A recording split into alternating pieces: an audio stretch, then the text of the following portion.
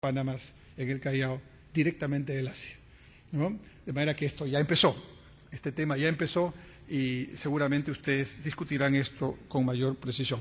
Yo estoy muy entusiasmado con este eje, porque este es un eje multimodal, es un eje que presenta escenarios muy importantes. Dejamos los corredores de hidrovías ya encaminados para su gestión y estoy convencido que en los próximos 3 o 4 años este eje multimodal, marítimo, carretero, fluvial, tendrá una importante actuación en el quehacer sudamericano del transporte y de la logística.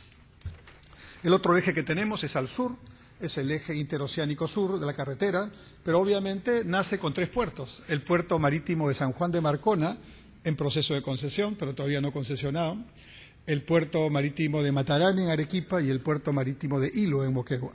Estos 3 puertos son los 3 ejes de donde nace la Interoceánica Sur, con 2.594 kilómetros ya asfaltados. Esto ya existe, ya está funcionando, y que permiten que hoy día usted, si lo desea, se suba a su automóvil hoy aquí y en 4 días llega a Sao Paulo por carretera, ¿no? Desde aquí, desde el Pacífico. Esto además se completará cuando el 15 de julio inauguremos el puente más grande que va a tener Perú, con 750 metros de luz, que es el puente continental frente a la ciudad de Puerto Maldonado, y simplemente está todo ya, ¿no? Lo dejamos completamente terminado y con 30 años de concesión asegurada para su mantenimiento, ¿no? Este eje ya conecta 3 puertos marítimos con 9 departamentos de la macrorregión sur del Perú, incluido Arequipa, Cusco, y con las regiones del Acre y la Rondonia, que son las que inmediatamente cercanas, pero también con Bolivia y con Cobija, que está allí, a tiro de piedra, como dicen los muchachos, ¿no? Y también, obviamente, con las otras regiones brasileñas. Esto genera ya, diferente a la interoceánica norte y a su eje multimodal, un escenario inmediato de crecimiento, de otras características, pero muy sustantivo también, y que sin duda tiene mucho que ver con lo que ustedes conversarán ahora.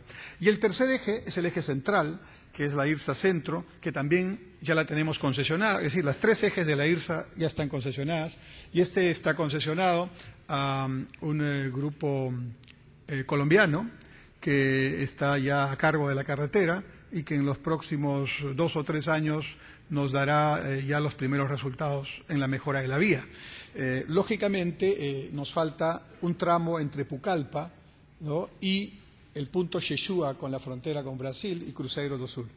Esta es la parte más cara del tema, todavía no está construido, pero yo creo que va a ser un sistema bimodal, va a tener finalmente un concepto carretero y un concepto de travesía por río para llegar por esta zona al Brasil. De manera que lo que les ofrecemos es, de forma concreta ya, 2 ejes de conexión sudamericana y de conexión desde Sudamérica con el Asia y viceversa, y un eje a mitad, avanzado, pero que estoy seguro en los próximos años también funcionará. Específicamente en el caso de puertos, evidentemente, ustedes saben, tenemos a nuestro puerto del Callao, que es la obra más importante funcionando hace algunos años y que ahora les voy a explicar más o menos todo lo que estamos haciendo allí. Puertos regionales comerciales, puertos especializados y puertos fluviales. Es un poco la división del trabajo que hemos desarrollado aquí. Siguiendo la tendencia mundial, que obviamente va hacia la contenerización y hacia una buena parte del uso de la logística marítima. Nuestros puertos han ido avanzando en ese sentido y creciendo, pero todavía no a los ritmos y en las calidades que hubiéramos querido. Seguimos, obviamente, lo que ustedes conocen bastante bien, la tendencia mundial del desarrollo portuario, de puertos especializados a puertos con tendencia a la contenerización, sin descuidar la carga general. Ese es un tema que estamos cuidando mucho porque la carga general sigue siendo importante, ¿no? De manera que hay que balancear el buen manejo y la buena gestión entre la contenerización predominante y la carga general, que sigue teniendo su especialidad, su importancia, y espero que ese sea un tema a discutir en el Congreso para ver criterios de manejo equilibrado entre estos 2 temas. Y finalmente vamos hacia la consideración de hubs regionales y puertos alimentadores. Nuestra estrategia, entonces, busca contar con un puerto hub, el Callao, que compita a nivel de la costa de América del Sur, con puertos alimentadores que reduzcan los costos de transporte, del comercio internacional y con puertos especializados, ¿no? Y lo que queremos es encaminar lo que llamamos el desarrollo de corredores económicos multimodales, ¿no? Como verán, he estado hablando de carreteras y he mencionado los puertos, pero también mencionamos puertos, carreteras y aeropuertos. Como veremos en un momento, esta es la única capital de América del Sur que tiene la ventaja de estar frente al océano y tener a menos de 1 kilómetro un aeropuerto hub. Entonces tienen ustedes un puerto que está camino a ser hub, un aeropuerto que ya es hub de 2 líneas aéreas importantes de América del Sur y que ya tiene el 40%, el aeropuerto al que han llegado ustedes, los que nos están visitando, ya diariamente recibe el 40% de sus pasajeros de transbordo. De aquí nos vamos a todo lado. Y en ese sentido competimos con otras capitales, y lo decimos con mucha alegría y transparencia, competimos con Panamá, está el señor embajador aquí presente, competimos con otras capitales, Bogotá incluso, que tiene también con algunas de sus líneas un sentido de hub. Y bueno, yo creo que la competencia es bienvenida. Yo personalmente creo que en lo político la democracia, con todos sus defectos, es el mejor sistema. Y en lo económico, la competencia, con todos sus temas, es lo mejor que podemos tener, porque siempre o el ciudadano o el consumidor serán los beneficiados con lo que hagamos. Si lo planteamos de manera transparente y directa, eso solo dará buenas noticias, aun cuando nos pueda parecer en un principio que podríamos tener alguna dificultad entre nosotros. Yo creo que ese es el camino que debemos seguir. En el Perú lo estamos siguiendo, con mucha autoestima, con gran seguridad, con muchos elementos concretos, como ustedes ven, y con muy buenas perspectivas.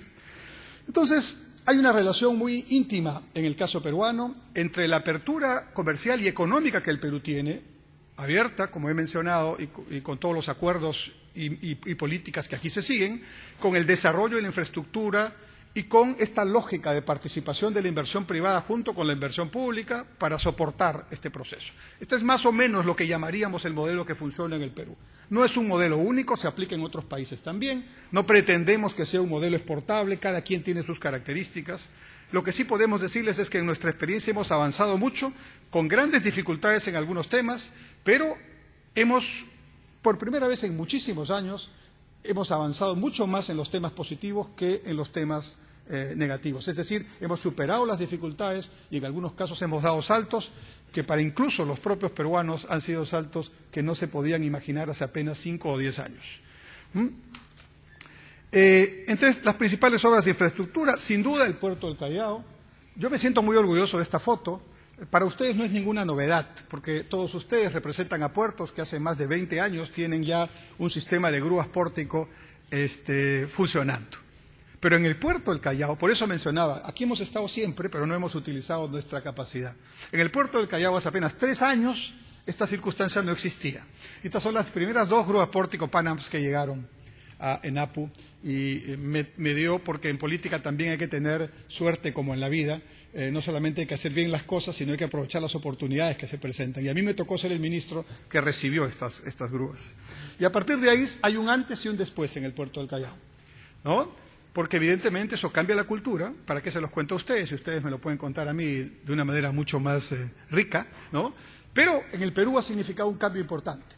Y ese cambio nos permite una cosa. Si bien es cierto, estamos entrando 20 o 30 años después que la mayoría de los países de los cuales ustedes provienen, la desventaja es que tenemos 20 años de atraso, que tenemos 20 años de sobrecostos, que tenemos 20 años de poca eficiencia. Pero hay una ventaja, porque toda dificultad trae su oportunidad. ¿Y cuál es la ventaja? Que podemos aprovechar toda la experiencia de ustedes positivamente. Y créanme que lo estamos haciendo de una manera muy aplicada.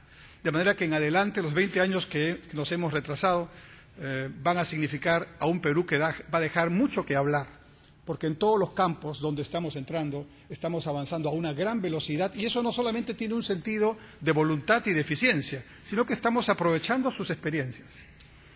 Los amigos de Chile, que aquí deben estar presentes también, fueron los primeros que negociaron el Tratado de Libre Comercio con los Estados Unidos. Demoraron alrededor de 3 años en la negociación efectiva, si mal no recuerdo los datos que nos dieron. Ellos tuvieron la gentileza de venir aquí hace algunos años durante el gobierno del presidente Toledo y contarnos de A a Z cómo fue su negociación. Nos dijeron qué plantearon al principio, qué plantearon al final, cuáles fueron las dificultades, qué dijo la parte norteamericana, qué dijo la parte chilena. Nos contaron todo de una manera muy democrática y muy fraterna. Nosotros aprendimos como unas esponjitas, ¿no? Como cuando los niños aprenden algo cuando les decimos como papás, y lo aprenden de una manera extraordinaria, y hicimos nuestra propia estrategia.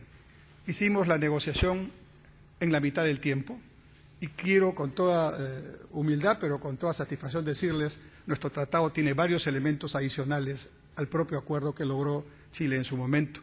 Y ahora es bueno porque como esto se maneja en un marco multilateral, las buenas cosas que se logran, como OMC plantea un término de democratización de las buenas cosas para los otros socios, también se van poco a poco beneficiando todos. De manera que la ventaja, digo, de actuar en una circunstancia relativamente de retraso es que podemos, si lo queremos, hacer muy bien las cosas aprovechando lo que ya se sabe. Y esto fue lo que pasó con esta fotografía. A partir de aquí la historia del Callao en apenas 3 años ha cambiado sustantivamente. Lo que tenemos aquí en la siguiente foto es el proyecto ya funcionando del Terminal Sur del Puerto del Callao con una